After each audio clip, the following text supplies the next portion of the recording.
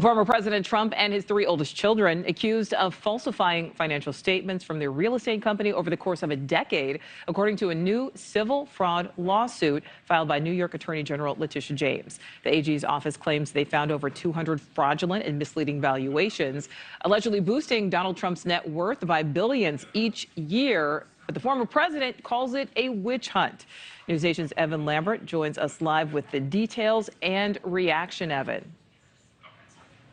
Nichole, the New York AG alleging that Trump and his company lied about the value of major assets in order to benefit from hundreds of millions of dollars of financial benefits. This is all the culmination of a 3-year investigation done by that office, targeting Trump, his adult children, and several other of his company executives. The lawsuit seeking $250 million, which James says is the approximate value of the benefits the Trump organization got by fraudulent means. She is alleging the inflated or deflated assets were used to get more favorable loan terms or a lower tax burden. We should mention James is a Democrat who is running for re-election. At a news conference today, she made light of one of Trump's book titles by giving this alleged scheme a nickname.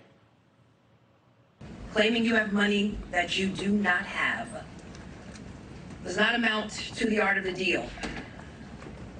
It's the art of the steal. And there cannot be different rules for different people in this country or in this state. And former presidents are no different. The former president hit back on Truth Social, calling the suit, quote, another witch hunt. He said James was, quote, a fraud who campaigned on a Get Trump platform, despite the fact that the city is one of the crime and murder disasters of the world under her watch. Trump's attorneys also firing back, saying in part, quote, today's filing is neither focused on the facts nor the law. Rather, it is solely focused on advancing the Attorney General's political agenda. We are confident that our judicial system will not stand for this unchecked abuse of authority, and we look forward to defending our client against each and every one of the Attorney General's meritless claims. Now, just a reminder, this is a civil lawsuit, but the New York Attorney General, Letitia James, saying that she is referring the evidence that she found to federal prosecutors and the IRS for possible criminal investigations. Nichole? All right, Evan Lambert, thank you for that. Let's bring in Bob Cusack, editor-in-chief of our partners at The Hill. Bob, thanks for being with us. We just heard from Evan there. You know, James is making this criminal referral to the U.S. Department of Justice, to the IRS. What exactly does that mean? Well, that means that they have to decide whether they're going to charge either Trump or members of his family. And this is a huge decision for Department of Justice on a number of fronts. Are they going to indict him for a variety of issues, most of being either the January 6th event or because of those classified documents that he held at Mar-a-Lago. So this is just another situation where Trump is back in the news.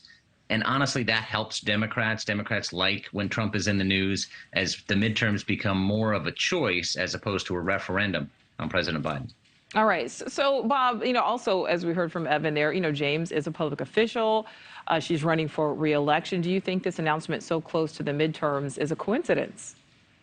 Well, the rules are, or at least the rules used to be, that, you know, you didn't badmouth the president when he was abroad.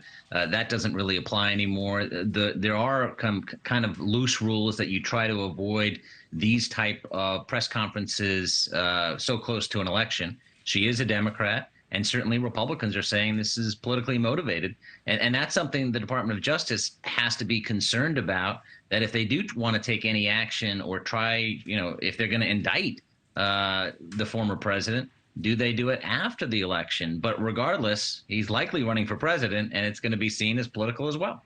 You know, and so I kind of want to piggyback off that, because why now? I mean, you know, Donald Trump has been a New York businessman, as we know, for decades.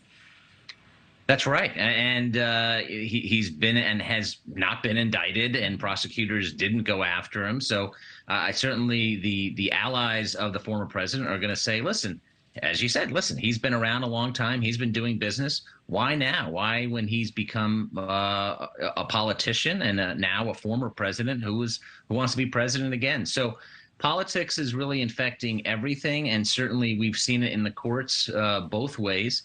But prosecutors have to decide. Not only you get headlines when you indict someone, especially a former president, which has never happened before, but can they win the case? Because they're thinking of the headlines at the end. They want to win, and going after public officials, as we've seen federal prosecutors go after members of Congress, it's not so easy. That is true. Bob Cusack, editor-in-chief of Partners at the Hill. Thank you. Thank you for watching. Go to newsnationnow.com to find NewsNation on your television provider. And don't forget to click the red subscribe button below to get more of NewsNation's fact-driven, unbiased coverage.